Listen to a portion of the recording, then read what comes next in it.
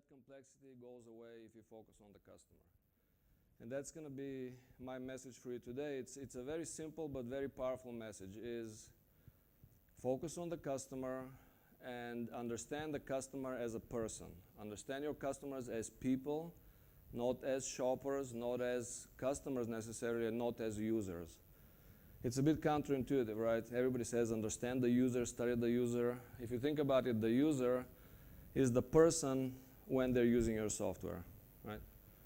But then when they have to call your call center, they're the caller, right? And when they have to do something else at home, they're the parent or the husband, the wife. Try to understand customers as people.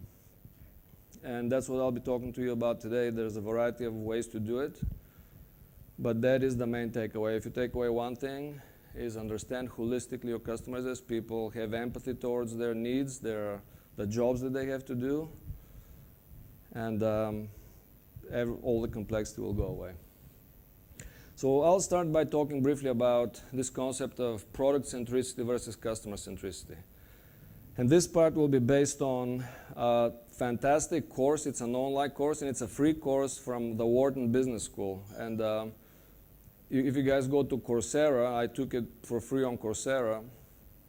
And you can audit it. You don't have to, complete anything or even pay for it. But they have a series of videos, and they talk about customer centricity versus product centricity. It's a wonderful course. And so what the main gist of that is that companies can be excellent and can succeed in many different ways. In the past, it used to be product centricity was the key to success, meaning we have the best product out there, right? It's differentiated. Nobody else does it like us. And then because we have this wonderful product, all the customers are going to come to us. There's nobody else for them to go to. And we just have to tell everybody about our product, and we'll be hugely successful, right? So that's one way of doing it. And in the past, that's what a lot of companies did. Then there's another angle, which is operational excellence. So you say, we can streamline our operations, cut costs, and streamline everything. And we're doing it better than everybody else, and we keep costs down so that we can serve our customers, and that's how we're going to win.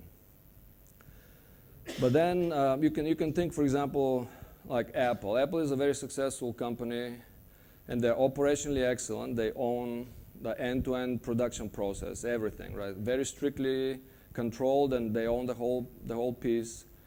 And then they have unique products. Everybody wants those products, right? They're excellent products, beautiful products.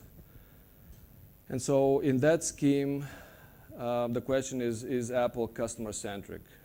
And the answer of these Wharton professors is no. They're an excellent company. They're a very successful company. They're not a customer-centric company. And the same goes for Starbucks. Great. Maybe product is coffee. It's not that differentiated. But they've created an experience, a differentiated experience. But again, they're not customer-centric. It may sound a bit counterintuitive. But when they talk about customer centricity, this is what they're talking about. They have a very specific definition of customer centricity.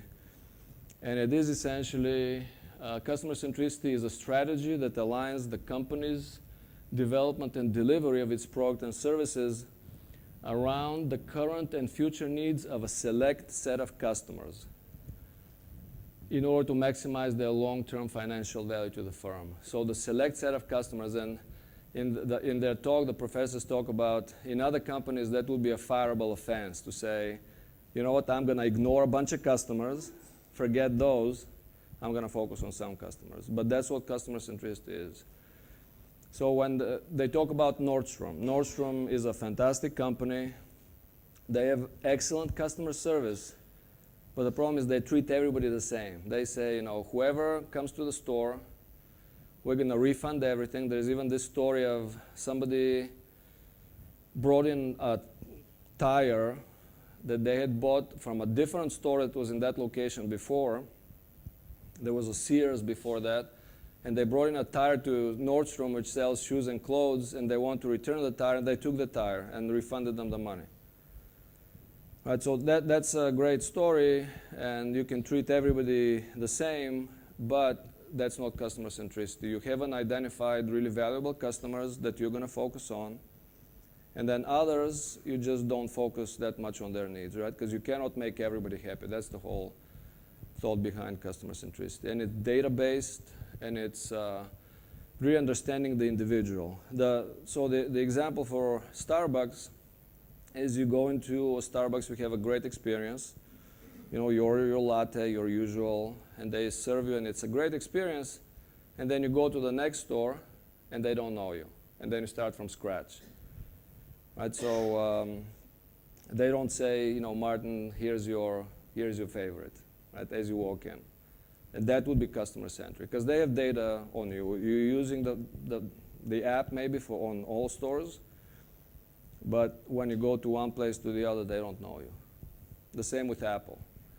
Right? It's not truly personalized, the experience. Everybody's treated the same. So when we talk about understanding customers and understanding the technology, which changes constantly, technology evolves a lot, the methods of understanding customers evolves a lot. So for example, in the past we used to, if you study the evolution of understanding people and understanding consumers, back in the day it started with introspection, right? Descartes, I think therefore I am, right? So he was not studying people, he was sitting there reading a lot of literature and thinking about his own experiences and writing this down. That was the way to know people. Then came empiricism, which was, okay, you're saying all these things, how do you know? That's the big question. And then you had to go and ask people, observe people, write things down. So people developed, for example, surveys, and it was pen and paper, and then things had to be entered in the computer, then things moved to the computer. Now we're taking surveys on our phones, and also now we have ways to study nonverbal emotion expressions. For example, facial expression of emotion, we can record and we can tell from the web camera of your computer how you're feeling when you're watching a commercial, for example. You don't have to say a word, right? Your face tells the whole story. Or we do research with eye tracking. You don't have to ask people, did you see this button, right? Actually saw if their eyes focused on that button or if they didn't. So the technology has changed a lot, but what I would claim here is what stays constant or stable is culture and people, right? And so that's my talk will be around that, about company culture and about people. So Zappos is a company that was built on that whole premise 17 years ago, that to achieve business success, you need to focus on people. You need to focus on your customers, you need to focus on your employees, and in the case of Zappos, you need to focus on your vendors. Without the vendors, Zappos has nothing, right? Because we sell other people's products, essentially. So that was the whole premise of starting Zappos. And that is indeed a real picture of Zappos. That's what Zappos looks like. It's a bit of like a zoo, but it's a lot of fun. And it's very different. I'll be sharing a lot of anecdotes and stories, and some you may think that will never work here, and it's fine. It just take away what you can and make it your own, right? Instead of trying to copy a specific company culture, you'll hear a little video. The message is you have to have your unique culture. And then I'll also talk about Zappos in the framework of Simon Sinek's model of, he has this golden circle model. He has a wonderful TED talk as well. It's basically, the idea is that when companies and people communicate, want to tell you about what they do, really great companies start by saying why they do things. They don't start by saying what they do, right? So they start by saying why, the purpose behind the company. Again, the example, let's take Apple as an example. They used to be called Apple Computer back in the day, right? But they dropped the word computer from Apple. Guess why? Because now they're making phones, and they're making watches. They may start working on toothbrushes someday. I hope they start innovating on combs, right? I mean, that's one category. That's one of my pet peeves. The comb has been a neglected category for a long time in terms of innovation. I mean, let's take the toothbrush, right? So much innovation on the toothbrush, right? Bristles each way, or the razor.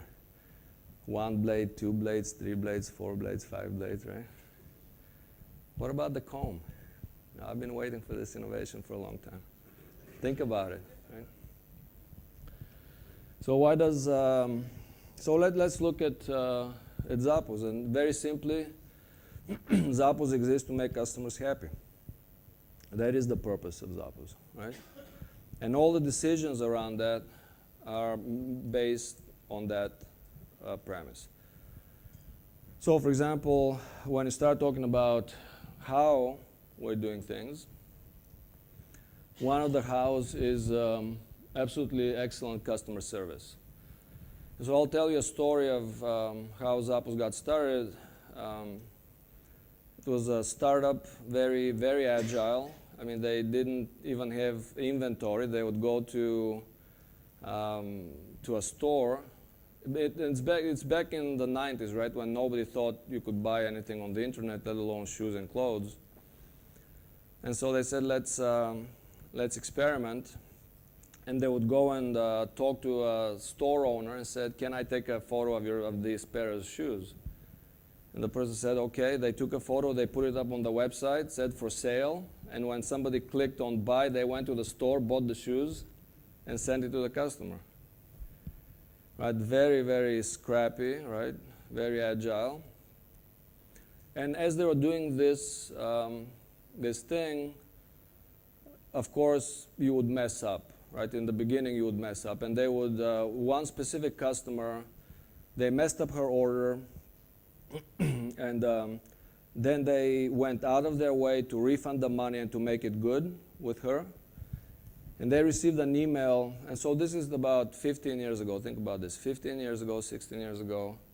They receive an email, and the subject matter says, wow. Back then says, wow, you guys messed up, but you made it good. Now everybody's talking about wowing customers. Wow, wow, wow is almost like a word in the dictionary now, right? This was 15 years ago. So for example, when I was at Intuit, they talked about delight, customer delight, and wow. And we figured out how to measure it. But Zappos started operating about this so many years ago. So then they realized, okay, in the future, anybody can be selling the same shoes, but what will differentiate us is customer experience. So this was a very counterintuitive move. I mean, a move that put Zappos ahead of everybody else. People now are catching up, don't get me wrong. People are going to catch up. But everybody else considered customer service a cost to be cut, right? So then the decisions are outsource it to a company that maybe people don't speak very good English, right? And they have only 1 minute to help you, and then they bounce you off to 3 people before they help you out, right? That's the result. Whereas Zappos said, no, we're going to be different. We're going to invest in this. We're going to invest more than we invest on the website, actually. So when I joined, I was surprised. I thought I was joining like a first-class, online company, but I was joining a